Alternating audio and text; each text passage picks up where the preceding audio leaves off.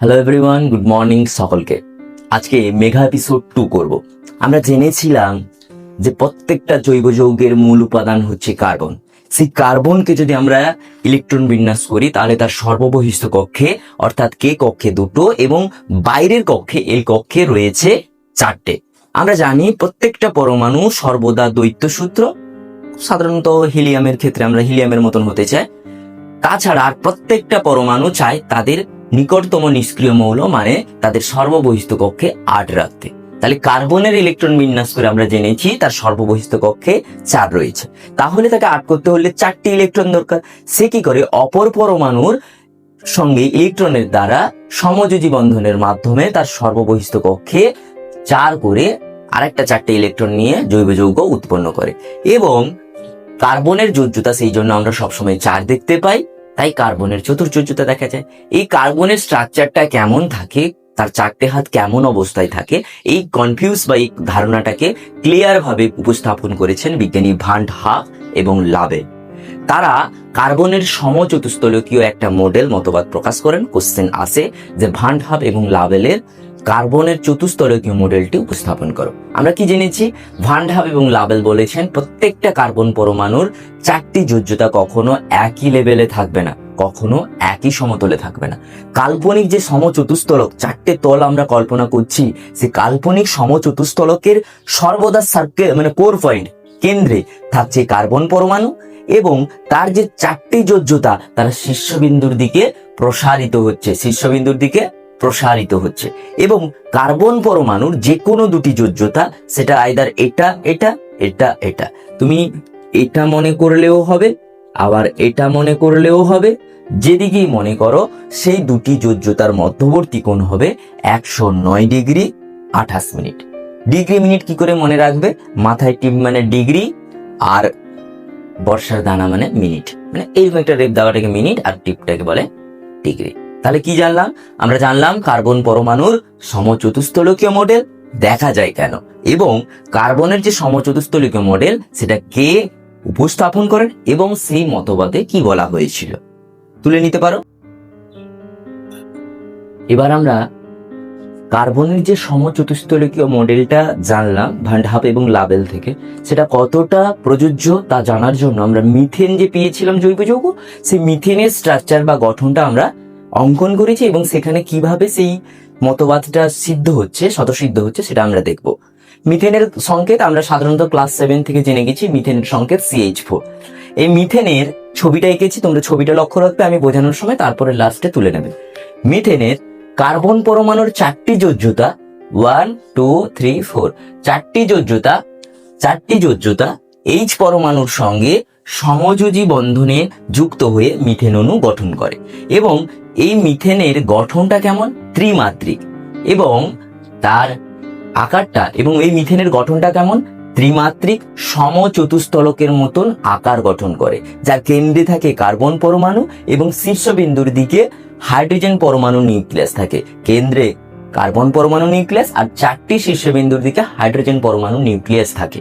এবং কার্বনের H bond C bond H, hydrogen carbon hydrogen, এদের মধ্যবর্তী কোণ হচ্ছে 109 ডিগ্রি 28 মিনিট। মানে ভান ডা হাভের মতবাদটা এখানে পুরোপুরি প্রযোজ্য হচ্ছে। এরপরে আমরা কার্বনের আরেকটা ধর্ম রয়েছে যেটা হচ্ছে ক্যাটিনেশন ধর্ম, সেটা জানবো।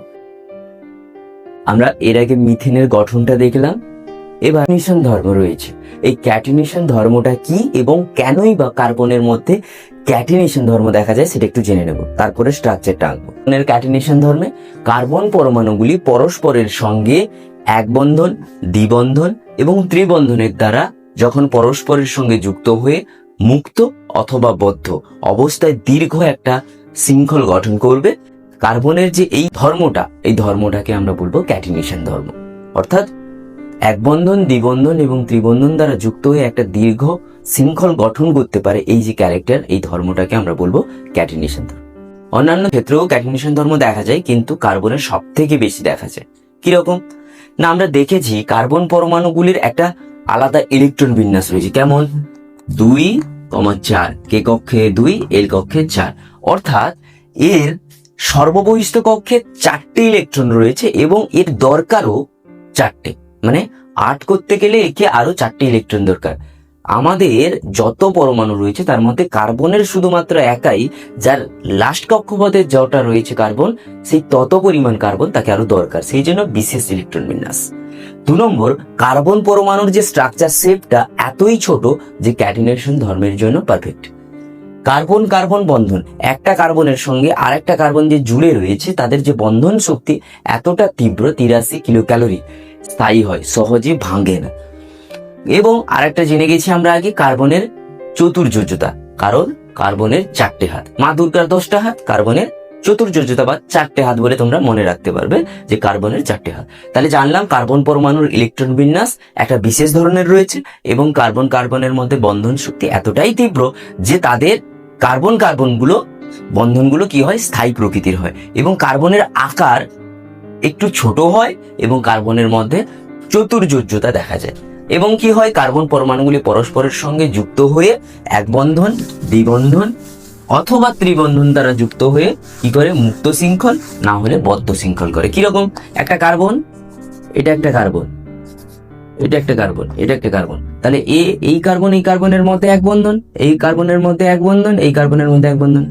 এবার এটা তো কার্বন তার নিজেদের মধ্যে বন্ধন তৈরি করেছে, কিন্তু আমরা জানি কার্বনের যোজ্যতা কত, 4। তার মানে তোমাকে মনে রাখতে হবে, ধরো আমি এটা বন্ধ করে দিলাম, তাহলে এই কার্বনটার জন্য কটা হাত রয়েছে, একটা, তার মানে আর বাকি কটা, 4টে হাতের মধ্যে একটা হাত ফিল, তার মানে আর 3টে হাত জায়গা রইবে, ওপরে দেবে, নিচে দেবে, পাশে দেবে, 1 2 3 4 এরকম করে হিসেব করবে। এই কার্বনে আসি, এই কার্বনটা যখন দেবো তার সামনে আর পিছনে দেখবো, মানে আমি যদি থাকি আমার সামনের সিটে কে আছে দেখবো, পিছনের সিটে কে আছে দেখবো, না হলে ডান হাত। তাহলে পাশে এ পাশে 2 3 4, এটার ক্ষেত্রে হিসেব করো 1 2 3 4, এরকম মুখে বলবে 1 2 3 4। তুই বলবি স্যার এটা কেন, না দুজন মিলে তো হ্যান্ডশেক করছে, হয় না, বিয়েবাড়ির ক্ষেত্রে বর আর বউ একসঙ্গে বসে হাত জোড় করে, তাই তখন তো একজোট। তাহলে তাদের বন্ধন, হস্তবন্ধনটাকে মনে রাখতে হবে যে এর সঙ্গে দুজন মিলে একটা হাত করেছে, মানে এরও হাত আছে, এরও হাত আছে। হিসাব করলে এই শৃঙ্খলটা আমরা কি বলবো, সরল শৃঙ্খল। কি বলবো, সরল শৃঙ্খল বা মুক্ত শৃঙ্খল বলবো, মুক্ত, সরল বা মুক্ত শৃঙ্খল, মানে চেনটা খোলাখুলি আছে, যে কেউ এসে অবস্থান করতে পারে, মুক্ত শৃঙ্খল। এটা এক বন্ধন। এবার আমি যদি বলি দ্বিবন্ধন, তাহলে একটা কার্বন আর একটা কার্বন আর একটা কার্বন, তাহলে আমি যদি দ্বিবন্ধন বলি তাহলে এখানে 2টো দাগ দিয়ে দেবো, দ্বিবন্ধন, এটার মধ্যে দ্বিবন্ধন যদি দিয়ে দিলাম, তাহলে রইবে কত, এই কার্বনের 2টো আছে, মানে আর বাকি 2টো, এর 1 2 3 4, এর আর কিছু বসবে না, এর 1 2 3 4, এটা দ্বিবন্ধন যুক্ত হবে, এটা এক বন্ধন যুক্ত, এটা হচ্ছে তোমার দ্বিবন্ধন যুক্ত। এবার আমরা জানবো ত্রিবন্ধন যুক্ত, আমরা ত্রিবন্ধন যুক্ত একটা শৃঙ্খল জানবো। কি জানবো, ত্রিবন্ধন যুক্ত,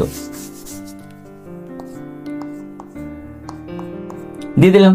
তাহলে এই কার্বনের কটা হাত ফিল আপ হয়ে গেছে, 3টে, তাহলে রইবে কত, একটা, এর 1 2 3, এপাশে দিয়ে দিলে 4, আর এর 1 আছে, তার মানে 3টে হবে, এটা হবে ত্রিবন্ধন যুক্ত, ত্রিবন্ধন যুক্ত।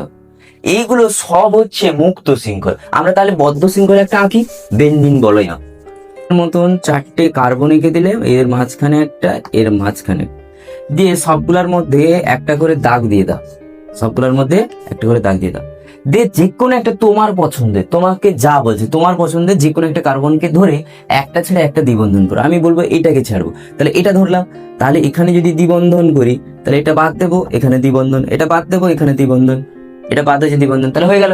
এবার আমার হচ্ছে সাজানো শেষ, এবার হ্যান্ড ফিল করতে হবে, হাত পুরো।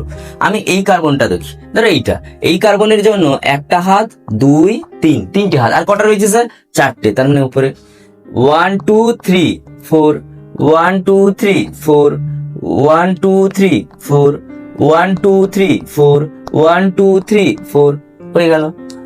এটা হচ্ছে তোমার